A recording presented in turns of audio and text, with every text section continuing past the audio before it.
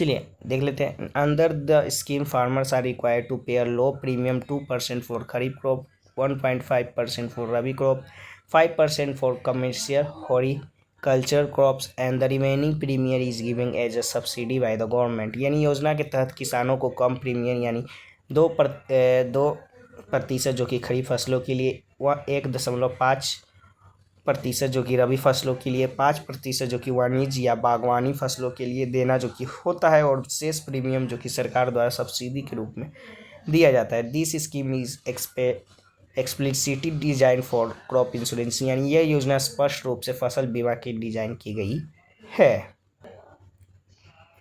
चलिए next question की ओर बढ़ते हैं। नेक्स्ट आपका WTO यानी world trade organisation was previously known as, यानी विश्व व्यापार संगठन WTO को पहले किस नाम से जाना जाता था? तो WTO की बात कर ले, was previously known as the GATT in GATT general agreement on tariff और टैरिफ एंड ट्रेड।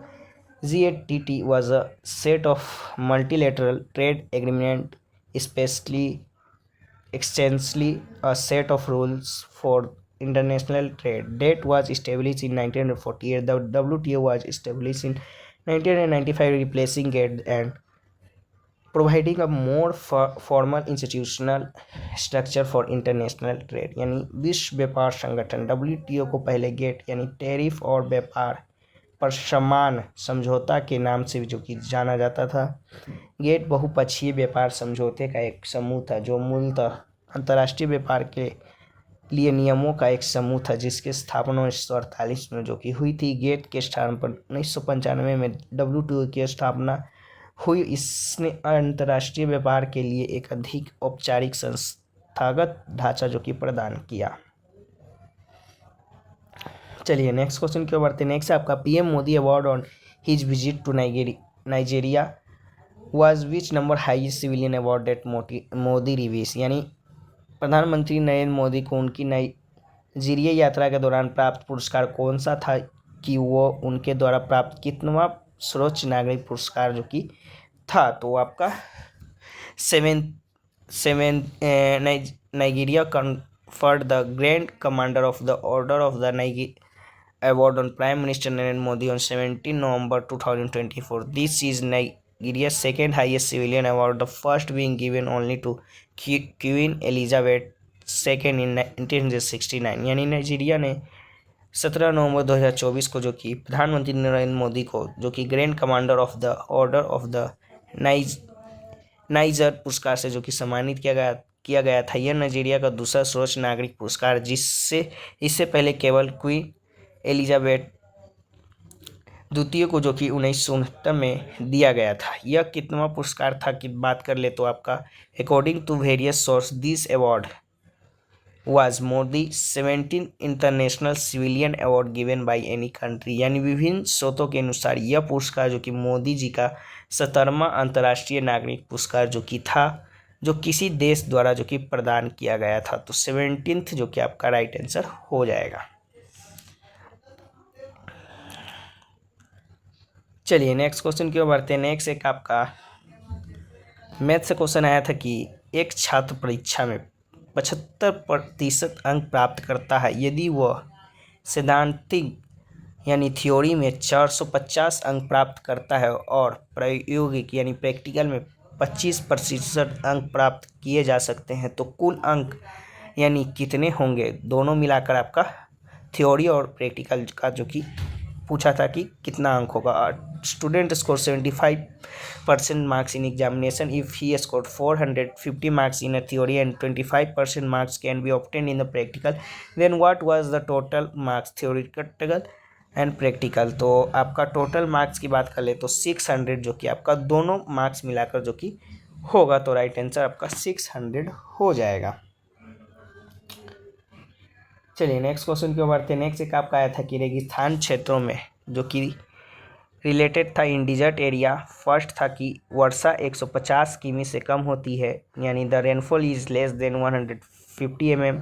सेकेंड था कि पानी नदियों से बहता है जो सीधे समुद्र में गिरती है। निम्नलिखित में से कौन सा विकल्प जो कि सही है? द सेकेंड था कि the water flow in the river that fall directly into sea, which of the flowing option is correct?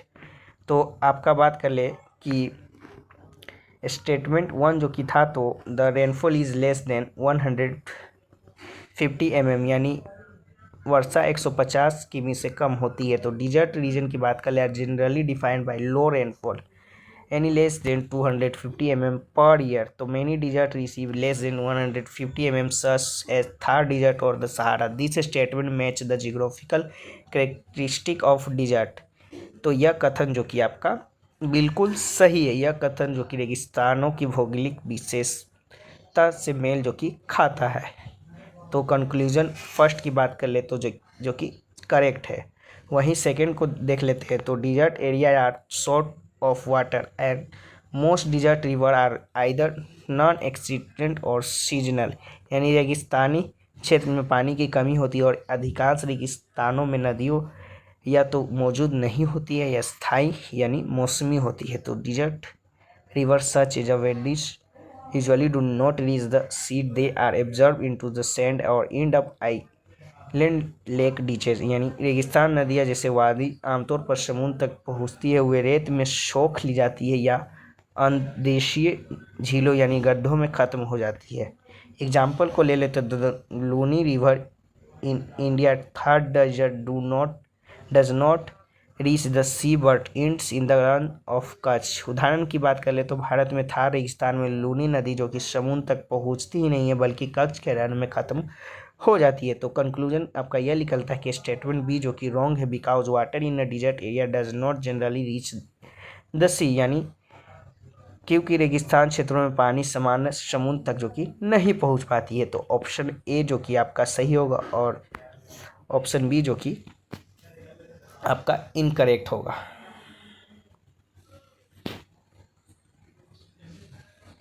चलिए नेक्स्ट क्वेश्चन पे बढ़ते हैं। नेक्स्ट एक आपका आया था कि for 10 months C invested 18,000 for 6 months, what was A profit if the total profit was 60,000, यानी 10 महीनों के लिए सी ने 80,000 रुपये 6 महीने के लिए निवेश किया। यदि कुल लाभ 60,000 रुपये है तो ए का लाभ कितना होगा। तो ए का लाभ का बात कर ले तो आपका 18,461.54 रुपये जो कि आपका निकल के आता है तो आपका हो जाएगा। अगर इससे रिलेटेड आपका ऑप्शन में दिया गया होगा तो आपका राइट आंसर हो जाएगा। इससे नज़दीक में अगर आपके ऑप्शन में दिया गया होगा तो, नहीं तो आपका वैल्यू जो कि सेव नहीं होगा। यहाँ पर कुछ और वैल्यू दिया गया है इस क्वेश्चन में, आपके एग्ज़ाम हॉल के क्वेश्चन में कुछ और वैल्यू दिया गया होगा तो भी आपका आंसर मैच नहीं करेगा। पर आपसे एक ऐसा भी क्वेश्चन जो कि देखने को मिला था इसी फॉर्मेट में, इसी टाइप में। चलिए नेक्स्ट क्वेश्चन की ओर बढ़ते हैं। नेक्स्ट एक आपका आया था कि a travel 10 kilometer north, then turn east and travel 6 kilometer, then travel 2 kilometers south. What will be the straight line distance between him present position and the starting point? यानी A 10 किलोमीटर उत्तर की ओर जाता है, B फिर पूरब की ओर मुड़कर 6 kilometre जो की जाता है, फिर 2 किलोमीटर दक्षिण की ओर जाता है। उसकी वर्तमान स्थिति और शुरुआती बिंदु के बीच की सीधी रेखा की दूरी जो कि आपका निकालना था। तो आपका इसका राइट आंसर 10 किलोमीटर यानी सीधी रेखा की दूरी जो कि 10 किलोमीटर आ जाएगा। तो आप लोग निकाल कर देख लीजिएगा, बाकी आपका आंसर 10 किलोमीटर आएगा। चलिए नेक्स्ट क्वेश्चन की ओर बढ़ते हैं। एक क्वेश्चन आपका आया था कि the distance between A and B is 500 kilometre, P start from A towards B at the 9 AM at the speed of 60 kilometre per hour, Q start from B towards ए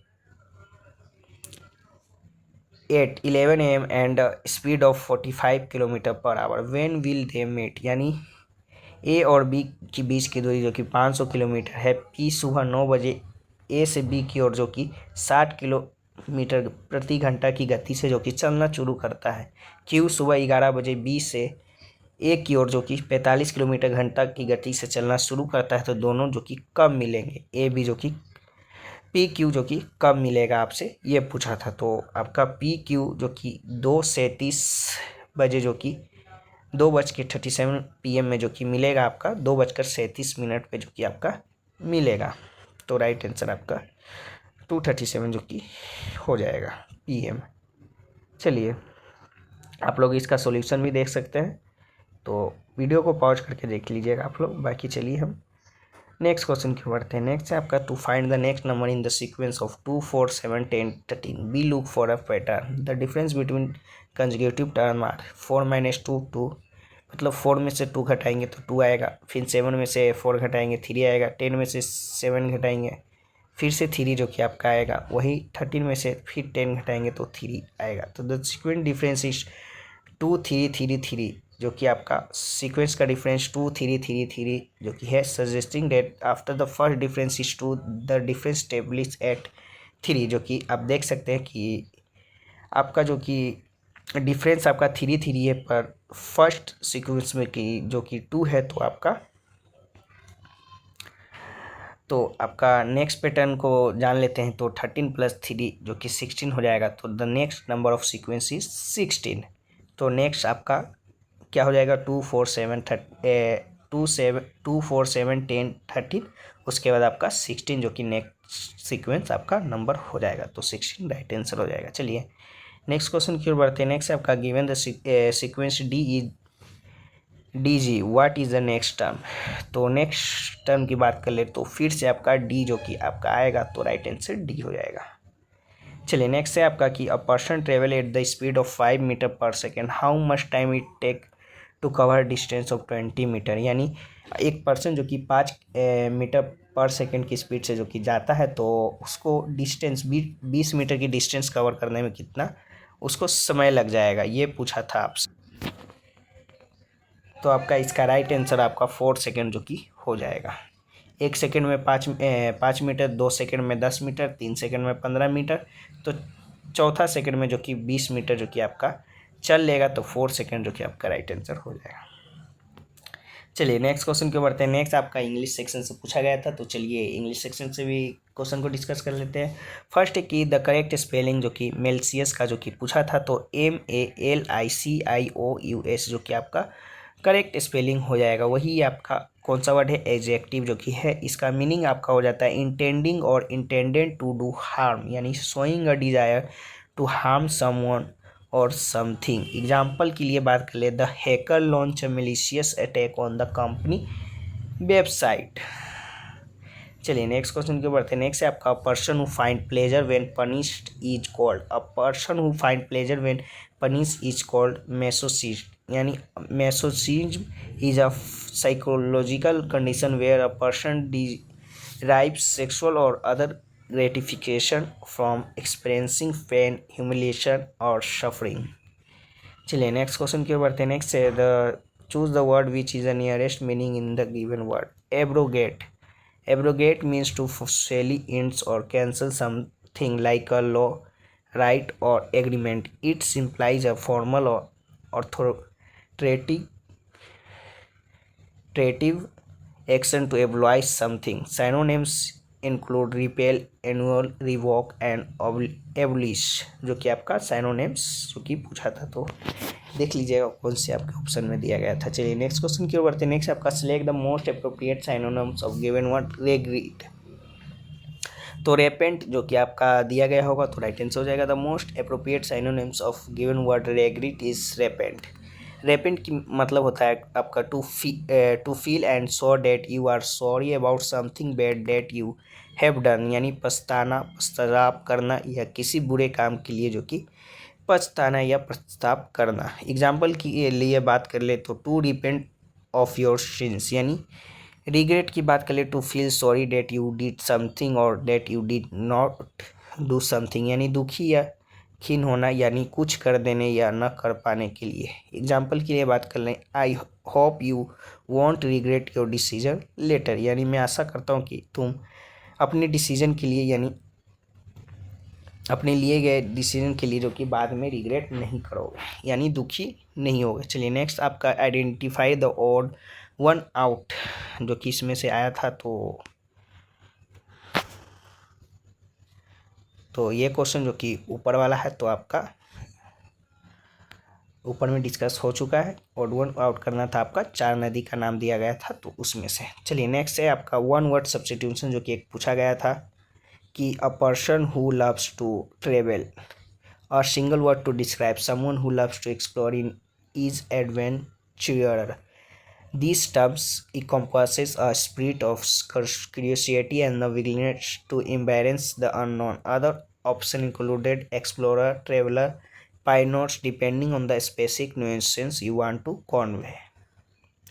चलिए नेक्स्ट क्वेश्चन की ओर बढ़ते हैं। Next एक आपका था, what is the term for someone who find happiness in their own set time, यानी the term for someone who finds happiness in the own set time is not precisely covered by a single common word in English or Hindi. However, the closest psychological terms is masochist. तो आपका हो जाएगा which refers to someone who derives pleasure or satisfaction from their own pain or suffering. In a more poetic or philosophical sense, you might describe such a person as a Bisad Anandi, one who finds joy in melancholy in Hindi. Though this is not standard term. तो आपका मेसोसिस्ट जो कि आपका इसका right answer हो जाएगा। तो ये रहा क्वेश्चन जो कि आपके आज के थर्ड शिफ्ट में जो कि पूछे गए थे। बाकी इसका पीडीएफ जो कि टेलीग्राम चैनल पे मिल जाएगा, तो आप लोग सॉल्यूशन भी देख सकते हैं मैथ का, जो कि हमने डिस्कस नहीं किया है। बाकी चलिए फिर मिलते हैं नेक्स्ट किसी और वीडियो में, तब तक के लिए जय हिंद जय भारत।